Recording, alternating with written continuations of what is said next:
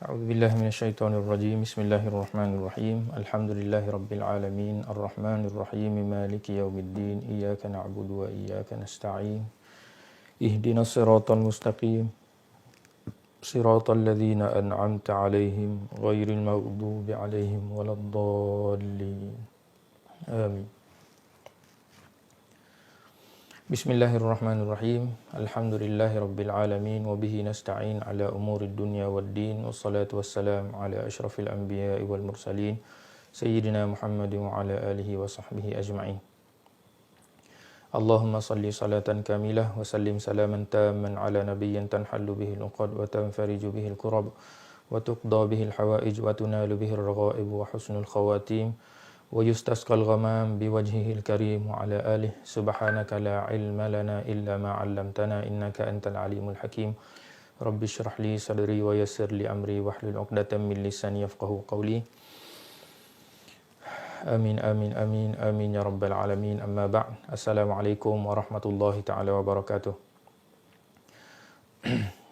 Sidang hadirin yang mengikuti live pengajian kita pada malam ini, tuan-tuan guru, para asatizah, ibu-ibu, ayah-ayah, para sahabat dan seluruh yang mengikuti sama ada secara langsung ataupun secara rakaman. Semoga Allah Ta'ala merahmati kalian dan mudah-mudahan Allah Subhanahu Wa Ta'ala menerima segala azam, menerima segala doa kita dengan masuknya kita ke dalam tahun yang baru Hijriah, iaitu pada malam ni dah masuk ke malam yang kedua pada bulan Muharram tahun 1443 Hijrah. Kullu sanah wa antum thayyibun. Dan mudah-mudahan Allah Ta'ala menerima segala amalan kita di tahun yang lepas dan Allah Ta'ala buka kepada kita untuk kita teruskan beramal kepada Allah Subhanahu Wa Ta'ala di tahun yang baru kita masuk ini. Jadi kita bersyukur kepada Allah Subhanahu Wa Taala kita dapat sambung lagi pengajian kita pada malam ini. Yang mana pengajian kita pada membincangkan tafsir surah At-Tur ini, kita sampai ke ayat yang ke-20. Kita dah sampai ke ayat yang ke-20. Secara ringkasnya kita sebut bahawa kita dah bincangkan pada minggu lepas, Allah Subhanahu Wa Taala terangkan kepada kita tentang keadaan ataupun kenikmatan yang telah dikurniakan kepada orang-orang yang beriman kepada Allah Subhanahu Wa Taala di hari akhirat. Allah Subhanahu Wa Taala sebut secara terperinci kepada kita apakah nikmat yang Allah Taala sediakan kepada mereka, dan bila kita mudah-mudahan sampai di sana nanti, kita akan saksikan bahawa apa yang Allah Subhanahu Wa Taala sebutkan daripada segala nikmat yang telah dikurniakan kepada kita ini, kepada ahli-ahli syurga ini, kita akan saksikan di sana nanti.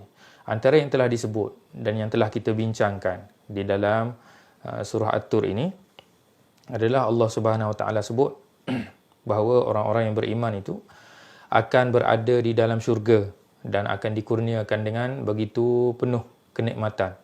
Mereka berada di dalam syurga dalam keadaan senang lenang. Allah Subhanahu Wa Taala janji bahawa mereka akan dijauhkan daripada api neraka dan mereka juga dipersilakan untuk makan dan minum sepuas yang mereka mahu dalam keadaan yang begitu senang lenang. Dan Allah Subhanahu Wa Taala juga gambarkan kepada kita bahawa di hari akhirat nanti, di dalam syurga nanti, keadaan ataupun kedudukan orang-orang yang beriman kepada Allah Ta'ala ini Mereka akan berada berbaring ataupun berada bersenang lenang di atas pelamin-pelamin ataupun katil-katil yang disusun secara berderet-deret, dan yang akan menemani mereka adalah bidadari-bidadari yang disebut nama mereka ataupun digelar sebagai hurun ain. Itu antara perkara yang telah kita bincangkan. Nikmat yang Allah Ta'ala kurniakan kepada orang-orang yang bertakwa kepada Allah Subhanahu Wa Ta'ala. Jadi kita tidak lari perbincangan kita ni, kita faham bahawa Allah Subhanahu Wa Ta'ala sebutkan kenikmatan ini adalah sebagai balasan ataupun sebagai penjelasan balas terhadap penjelasan yang telah Allah Subhanahu Wa Ta'ala sebut tentang macam mana keadaan orang yang tidak beriman kepada Allah Ta'ala, mensyirikkan Allah Subhanahu Wa Ta'ala dan mengingkari apa yang dibawa oleh baginda Nabi sallallahu alaihi wasallam. Jadi selepas terangkan segala keburukan, segala azab yang akan ditimpakan kepada orang yang tidak beriman ni, yang mengingkari ajaran Nabi ni, Allah Ta'ala datangkan pula nikmat, datangkan pula penjelasan ataupun datangkan pula gambaran kepada kita macam mana keadaan orang yang beriman kepada Allah Subhanahu Wa Ta'ala dan bertakwa kepadanya di hari akhirat nanti. Jadi kita akan sambung lagi perbincangan macam mana keadaan orang yang beriman ini ataupun orang yang bertakwa ini di dalam syurga. Dan rasanya pada malam ni kita akan berpada dengan satu ayat saja. Sebab satu ayat ini adalah satu ayat yang boleh memberikan kepada kita kekuatan untuk kita beramal. Ayat ini boleh memberikan kepada kita satu motivasi agar kita tanamkan rasa kasih dan cinta kita kepada Allah dan Rasul dan juga kepada seluruh orang-orang yang beriman. Jadi di dalam ayat yang seterusnya ini, di ayat yang ke-21, Allah Subhanahu Wa Ta'ala sebut, A'udzubillahi minasyaitonirrajim. Walladzina amanu wattaba'atuhum dzurriyyatuhum biimanin alhaqna bihim dzurriyyatahum wama alatnahum min 'amalihim min syai' kullu mri'in bima kasaba rahin. Itu ayat yang Allah Subhanahu Wa Ta'ala sebutkan kepada kita. Terjemahannya, dan orang-orang yang beriman yang diturut oleh zuriat keturunannya dengan keadaan beriman, kami hubungkan, iaitu himpunkan zuriat keturunannya itu dengan mereka di dalam syurga. Dan kami dengan itu tidak mengurangi sedikit pun dari pahala amal-amal mereka. Tiap-tiap seorang manusia terikat dengan amal yang dikerjakan. Itu terjemahan secara sekali lalu terhadap ayat ini. Terjemahan ke atas ayat yang kita bincangkan ni. Kita akan bincangkan ni. Jadi ayat ni sekali lalu, apa yang kita faham daripada terjemahan tadi, bahawa Allah Subhanahu Wa Ta'ala sebut kepada kita, orang-orang yang beriman ini di hari akhirat nanti, ketika mana mereka berada di dalam syurga, Allah Subhanahu Wa Ta'ala sebut mereka ini akan diikuti. Allah Subhanahu Wa Ta'ala akan turutkan mereka ini dengan zuriat-zuriat mereka, yang mana zuriat ini beriman juga kepada Allah Subhanahu Wa Ta'ala. Jadi bila seseorang itu berada di dalam syurga, yang jelas daripada ayat ni, ibu bapa yang berada di dalam syurga ataupun tok nenek yang berada di dalam syurga akan mengikuti mereka ini, zuriat-zuriat mereka. Anak-anak cucu mereka akan ikut mereka sekali untuk masuk ke dalam syurga, berada di martabat ataupun tingkat kedudukan di dalam syurga tu bersama dengan para ibu bapa. Tapi dengan syarat Allah Ta'ala sebut, asalkan mereka ini beriman juga kepada Allah Subhanahu Wa Ta'ala. Mereka mengikuti ibu bapa mereka untuk beriman kepada Allah Ta'ala. Sekalipun mereka ini berada dalam keadaan mana sekalipun, di hari akhirat nanti Allah Ta'ala akan bawakan anak pinak ini untuk bersama dengan para ibu bapa.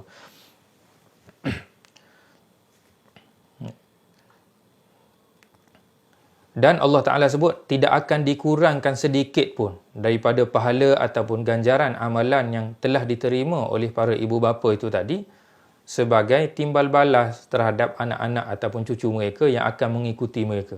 Maknanya tiada bayaran Allah Ta'ala tentukan kepada mereka ni. Amalan yang telah mereka buat, ibu bapa ni tadi, Allah Ta'ala tidak akan kurangkan sedikit pun sebagai balasan untuk anak-anak mereka masuk. Tak semata-mata rahmat Allah Ta'ala kurniakan anak-anak ini untuk masuk sekali duduk bersama dengan mereka. Wa ma alatnahum min amalihim min syai'. Jadi Allah Ta'ala tidak akan kurangkan sedikit pun amalan mereka. Walaupun Allah Ta'ala tentukan ataupun beri kurniaan kepada mereka untuk bawa masuk sekali anak cucu bersama dengan mereka di dalam syurga. Kullu mri'in bima kasaba rahin. Setiap orang itu akan menebus diri mereka dengan amalan masing-masing. Itu secara sekali lalu apa yang kita nak faham melalui satu ayat yang kita akan bincang ini. Baik. Dalam ayat ni Allah Ta'ala sebut kepada kita bahawa orang-orang yang beriman Allah Ta'ala akan ikuti ataupun akan masuk sekali bersama dengan mereka ini anak-anak ataupun cucu-cucu mereka. Di dalam ayat ni sebut demikian. Jadi ayat ini secara jelas sebut kepada kita bahawa Allah Subhanahu Wa Taala ini untuk menyempurnakan kegembiraan kepada orang-orang yang beriman. Jadi Allah Subhanahu Wa Taala masukkan sekali orang-orang yang mereka kasih dan orang-orang yang mereka sayang ke dalam syurga bersama-sama dengan mereka. Jadi bila seseorang yang kasih kepada Allah Subhanahu Wa Taala, yang Allah Taala juga kasih kepada mereka, yang Allah Taala tempatkan mereka ni di dalam syurga. Jadi untuk menyempurnakan mereka ni, bila mereka masuk syurga, bila orang yang beriman ni masuk syurga, akan ada rasa satu kesedihan apabila dia tahu ataupun dia lihat ataupun anak-anak ataupun orang-orang yang mereka kasihi ini tidak bersama dengan mereka di dalam syurga. Jadi kenikmatan di dalam syurga tu tidak akan dapat dirasai sepenuhnya. Jadi oleh sebab itu Allah Ta'ala tentukan bagi menyempurnakan kegembiraan terhadap orang-orang yang Allah Ta'ala kurniakan syurga kepada mereka ni, orang-orang yang mereka ini kasihi, orang-orang yang mereka ni sayang, termasuklah di kalangan anak pinak, termasuklah di kalangan siapa-siapa sahaja, akan bersama dengan mereka di dalam syurga.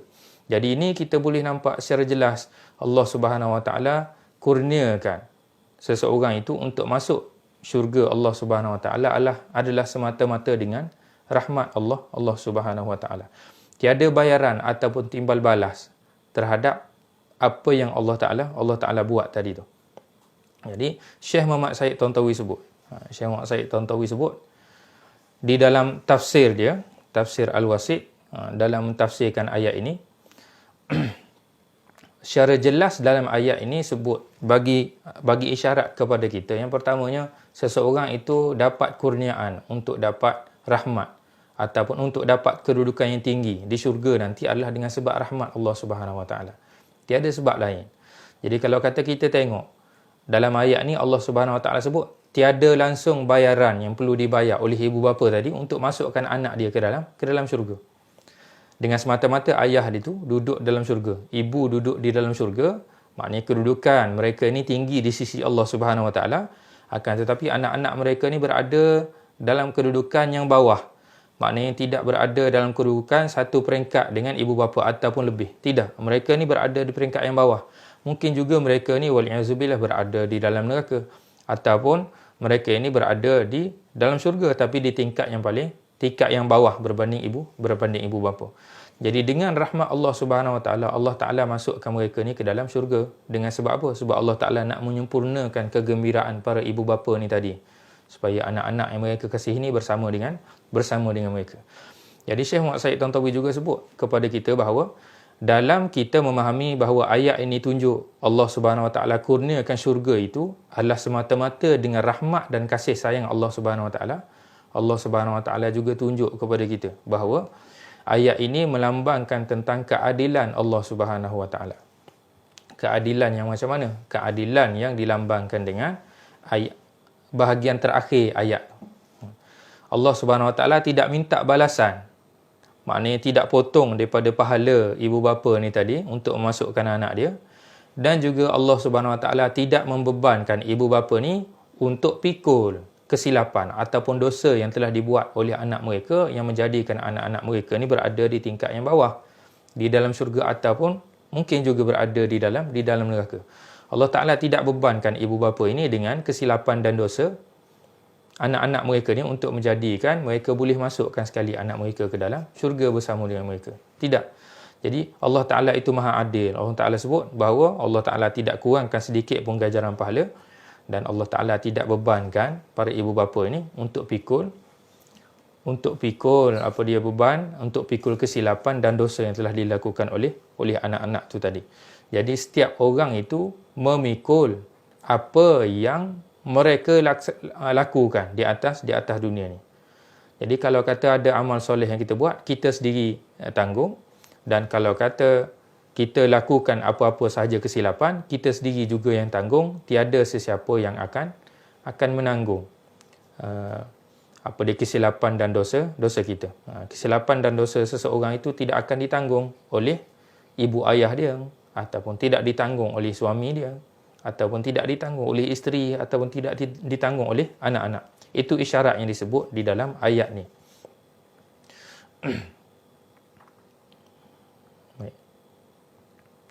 Di dalam ayat ni Allah Subhanahu Wa Taala sebut kepada kita bahawa yang akan mengikuti seseorang itu masuk ke dalam syurga, yang akan mengikuti orang-orang yang bertakwa itu masuk ke dalam syurga adalah anak-anak ataupun cucu-cucu. Bila disebut abna ni, termasuklah anak, termasuklah juga cucu, dan juga termasuklah juga keturunan ataupun zuriat mereka yang di bawah. Jadi jelas disebut di dalam ayat ini zuriat. Walladzina amanu wattaba'atuhum dzurriyyatuhum. Yang mana Allah Ta'ala ikutkan. Maknanya Allah Ta'ala masukkan juga zuriat mereka. Jadi zuriat ni termasuklah anak-anak, termasuklah cucu-cucu, termasuklah juga cicit, dan seterusnya.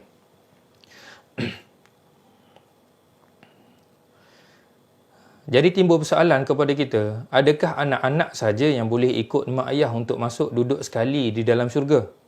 Kalau kata mak ayah tu banyak amalan, diterima amalan dia, Allah Ta'ala tentukan dia ni berada di satu tingkat di dalam syurga, satu peringkat kedudukan tertentu di dalam syurga, anak-anak berada di bawah. Jadi Allah Ta'ala sebut secara jelas dalam ayat ni, anak-anak akan diikutkan sekali supaya mak ayah ni gembira. Mak ayah ni jadi suka, tidak ada rasa sedih sebab anak-anak berada di tingkat yang bawah ataupun mungkin juga berada di dalam neraka. Wal'iyazubillah. Jadi adakah anak-anak saja yang akan ikut ibu ayah? Di dalam hadis yang mensyarahkan ayat ini, yang dibawa juga di dalam tafsir Al-Wasit oleh Syekh Muhammad Said Tontawi ni, daripada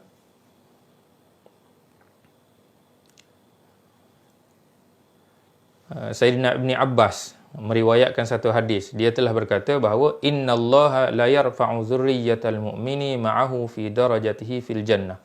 Sesungguhnya Allah Subhanahu Wa Taala akan mengangkat zuriat orang-orang yang beriman duduk bersama dengan mereka di satu peringkat, di peringkat ataupun di darjat, di martabat kedudukan mereka di dalam syurga tu, wa in kanu dunahu fil amal, sekalipun zuriat-zuriat mereka itu berada lebih rendah berbanding dengan mereka dari sudut darjat amal. Lituqirra bihim ainuhu, untuk apa dia? Untuk menjadikan mereka ni sejuk hati. Senang cerita. Untuk menjadikan mereka ni sejuk hati ataupun menggembirakan mereka lah. Maknanya tidaklah bila masuk ke dalam syurga tu kita berasa, kita tengok-tengok orang yang kita sayang, khususnya anak-anak, khususnya orang-orang lain lah yang mungkin dekat dengan kita tu berada di tempat yang lain.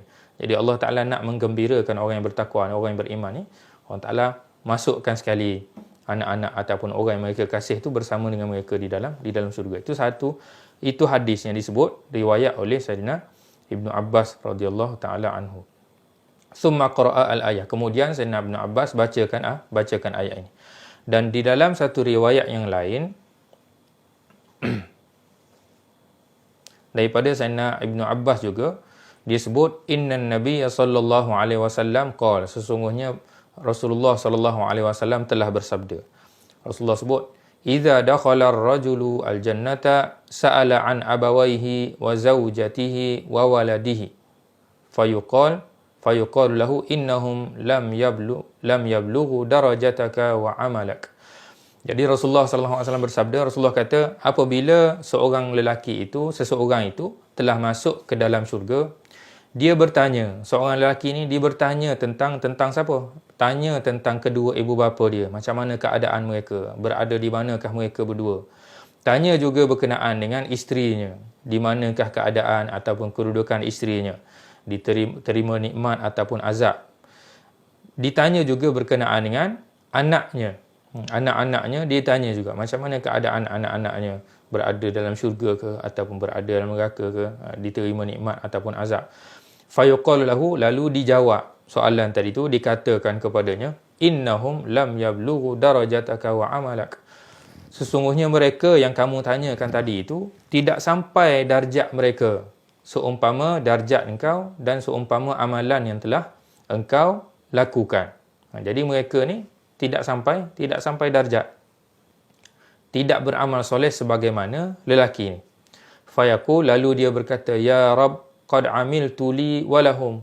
Ya Allah, ya Tuhanku, aku telah beramal ini untuk diriku dan juga untuk mereka. Dia sebut fayu'maru bi ilhaqihim bihi, dan lalu diarahkan mereka yang ditanya tadi,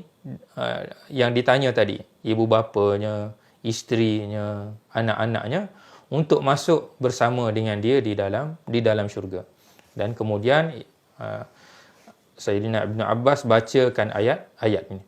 Jadi daripada ayat ni, walaupun sekali lalu kita faham bahawa Allah Subhanahu Wa Taala sebut yang akan mengikuti seseorang itu masuk ke dalam syurga adalah zuriat-zuriatnya. Wallazina amanu wattaba'athum zurriyyatuhum. Jadi Allah Taala sebut zuriat-zuriat mereka yang akan mengikuti. Tapi di dalam hadis ini sebut kepada kita bukan sekadar zuriat sahaja yang akan mengikuti kita untuk masuk ke dalam syurga. Bahkan yang akan mengikuti kita juga adalah semua orang-orang yang dekat dengan kita, yang ada kasih dan cinta di dalam jiwa kita ni kepada mereka. Iaitu siapa dia? Ibu ayah kita pun. Maknanya kalau kata kita dapat masuk syurga, ibu ayah kita akan ikut kita sekali. Kalau kita dapat masuk syurga, isteri kita akan ikut kita sekali. Kalau kata kita dapat masuk syurga, anak-anak kita akan ikut sekali. Begitu jugalah sebaliknya. Kalau kata anak-anak kita dapat masuk syurga, kita akan masuk sekali bersama dengan dia. Kalaulah kata isteri kita masuk syurga, kita akan ikut sekali bersama dengan dia. Begitu juga secara jelas disebut dalam ayat ni, kalau seseorang ataupun ibu bapa itu masuk syurga, zuriat mereka akan ikut sekali. Allah Ta'ala akan masukkan mereka juga ke dalam syurga. Jadi bukan sekadar zuriat sahaja yang mengikuti ibu bapa, begitu juga yang lain-lain, isteri, dan termasuk jugalah kalau bukan isteri, kalau bukan anak-anak, ataupun kalau bukan di kalangan tok nenek, ataupun kalau bukan di kalangan zuriat sekalipun, akan mengikuti seseorang itu untuk masuk juga ke dalam syurga. Sebab apa kita sebut begitu? Sebab Rasulullah SAW dalam satu hadis Rasulullah sebut, al-mar'u ma'aman ahab. Seorang sahabat ditanya kepada Rasulullah SAW, wahai Rasulullah, maza taqulu fi rajulin ahabba qauman wala yalhaq bihim. Dia tanya kepada Rasulullah, wahai Rasulullah, apa yang engkau akan katakan? Apa pandangan kamu, wahai Rasulullah, terhadap seorang lelaki yang terlalu cinta kepada sesuatu kaum, tapi dia tidak termasuk di dalam kaum tu dari segi darjat beramal. Maksudnya sesuatu kaum itu beramal soleh begitu kuat, begitu tinggi dan diterima oleh Allah Subhanahu Wa Taala, menjadikan darjat mereka ni tinggi di sisi Allah Taala. Tapi seorang lelaki ni dia tidaklah beramal soleh begitu banyak. Akan tetapi dia mencintai kaum yang banyak buat amal soleh tadi tu. Jadi macam manakah keadaan orang ni? Wahai Rasulullah, jadi Rasulullah jawab, al-mar'u ma'aman ahab. Seseorang itu akan berada di dalam syurga bersama dengan orang yang dia kasih. Jadi kita kita nak pastikan kita dapat rahmat Allah Subhanahu Wa Taala, agar Allah Taala kurniakan syurga kepada kita, yang kita kena pastikan adalah siapa yang kita letakkan di dalam jiwa kita untuk kita kasih dan untuk kita cinta. Kalau kita cinta seseorang itu, itulah bayangan syurga yang akan kita dapat di dalam di hari akhirat nanti. Jadi kalau kata kita kasih kepada Rasulullah, sudah tentulah kita akan bersama dengan Rasulullah. Kalau kata kita cintakan kepada sesuatu kaum, para awliya, cintakan kepada para ulama, cintakan kepada orang-orang yang soleh, kita akan bersama dengan mereka di dalam syurga. Kalau kata kita cintakan orang yang tidak melakukan amal soleh, wal-iyazubillah, kita minta jauh. Tapi berdasarkan hadis tu, boleh jadi Allah Subhanahu Wa Taala akan letakkan orang yang cinta kepada orang yang tidak soleh tadi tu bersama dengan orang-orang yang tidak soleh lah di hari akhirat nanti. Kita minta jauh. Walau macam mana pun yang kita nak sebut adalah apa yang menjadikan seseorang itu boleh masuk ke dalam syurga. Yang menjadikan seseorang itu boleh masuk ke dalam syurga adalah rahmat dan kasih sayang. Itu adalah perkara yang paling besar. Dan ini adalah perkara yang kita nak tanam di dalam jiwa kita. Ini adalah perkara yang memang Allah Ta'ala tidak pisahkan daripada jiwa kita. Memang rata-rata ataupun kita sebut manusia yang ada di atas dunia ni, mustahil di dalam jiwa dia tu tak ada secebis pun kasih dan sayang kepada orang yang lain. Sebagai contoh, kita hidup sebagai orang yang biasa. Kita ada isteri, kita ada anak. Kita lahir, kita ada ibu ayah. Asalkan kita ada atas dunia ni, sudah tentulah kita ada ibu dan bapa. Jadi ibu dan bapa kita, adanya isteri kita dekat dengan kita, adanya anak-anak kita dekat dengan kita, kesemuanya itu adalah tempat di mana adanya kasih sayang di dalam jiwa kita untuk kita curahkan kepada mereka. Kita kasih kepada mereka ni dan mereka juga kasih kepada kita. Jadi ada unsur kasih sayang yang Allah Ta'ala dah kurniakan pun kepada kita. Jadi kasih sayang itulah yang jadi benih, yang jadi sebab kepada kita untuk kita dapat kasih sayang nanti di hari akhirat. Kita akan dapat, untuk kita dapat kasih sayang Allah Subhanahu Wa Taala di hari akhirat, yang menjadikan Allah Ta'ala jadikan kasih sayang yang ada di dalam jiwa kita terhadap orang lain itu sebagai sebab untuk kita dimasukkan ke dalam syurga. Jadi antara pesanan para guru kami di Mesir yang biasa didengar, Fadilatul Syekh Ali Jumaah biasa sebut, dia kata takhallaqu bi akhlaqillah, berakhlaklah kalian semua dengan akhlak Allah Subhanahu Wa Taala. Apakah akhlak Allah Subhanahu Wa Taala? Macam mana kita nak tahu? Kita sebut akhlak tu maksudnya sifat. Berakhlaklah kamu dengan sifat-sifat Allah Subhanahu Wa Taala. Sifat yang macam mana? Kita nak tahu sifat Allah Subhanahu Wa Taala ini, kita buka Al-Quran, kita tengok. Di permulaan Al-Quran itu sendiri Allah Ta'ala sebut kepada kita, lafaz yang mula-mula kita baca bila kita buka Al-Quran adalah Bismillahirrahmanirrahim. Dengan nama Allah yang Maha Pemurah, yang Maha Mengasihani, ataupun yang Maha Penyayang, yang Maha Mengasihani. Jadi Allah Subhanahu Wa Taala di permulaan Al-Quran itu sendiri perkenalkan diri dia ataupun zat dia kepada kita dengan satu sifat yang ada pada zatnya, iaitu sifat Ar-Rahman dan Ar-Rahim, yang mana puncanya adalah rahmat. Sifat rahmat itu dulu Allah Subhanahu Wa Taala perkenalkan kepada kita. Allah Subhanahu Wa Taala sebut tentang baginda Nabi sallallahu alaihi wasallam, "Wa ma arsalnaka illa rahmatan lil alamin." Tidak aku utuskan kamu wahai Muhammad melainkan untuk kamu menjadi rahmat kepada seluruh alam. Allah Subhanahu Wa Taala sebut kepada kita, jelaskan kepada kita, gambarkan kepada kita, tanam kepada kita bahawa perkara yang paling besar sekali sebagai yang jadi sifat baginda Nabi sallallahu alaihi wasallam adalah sifat rahmat. Jadi begitu juga kita juga diarahkan ataupun dituntut sungguh-sungguh untuk tanam di dalam jiwa kita dengan sifat rahmat. Satu hadis yang biasanya kalau orang mengaji ni, dia kenal hadis ni sebagai hadis musalsal bil awwaliyah, musalsal ataupun musalsal awwaliyah ar-rahmah. Ar-rahimun, Rasulullah sallallahu alaihi wasallam sebut, ar-rahimuna yarhamhumur rahman tabaraka wa ta'ala, irhamu man fil ardi yarhamukum man fis sama.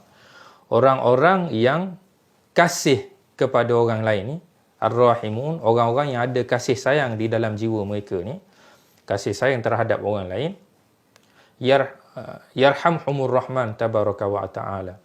Mereka ini adalah orang-orang yang dikasihi juga oleh Ar-Rahman, iaitu Allah Subhanahu Wa Taala. Irhamu man fil ard, rahmatilah ataupun berkasih sayanglah kamu di atas muka bumi ini. berkasih sayanglah kamulah, kasihilah, sayangilah kamu terhadap segala apa yang ada di bumi ini, yarhamukum man fis sama, nescaya kamu akan dikasihi. Segala isi kandungan, segala hidupan langit akan mengasihi kamu, akan mencintai kamu. Jadi kita juga dituntut untuk tanam dalam jiwa kita dengan perasaan kasih sayang. Jadi dengan sebab tu, ini adalah satu perkara yang besar kepada kita untuk kita tanam di dalam jiwa kita. Pertamanya, dengan sebab ada kasih sayang inilah kita akan dimasukkan ke dalam syurga. Asbab kasih sayang kita terhadap orang lain, kita akan dikasihi oleh Allah Subhanahu Wa Taala sebab kita telah mengasihi makhluk ataupun hamba-Nya. Bila kita kasih kepada makhluk dan hamba Allah Ta'ala akan kasih kepada kita, dan dengan sebab kasih Allah Ta'ala itu, kita akan dimasukkan ke dalam syurga. Jadi itulah perkara yang kita nak bincangkan pada malam ni. Jadi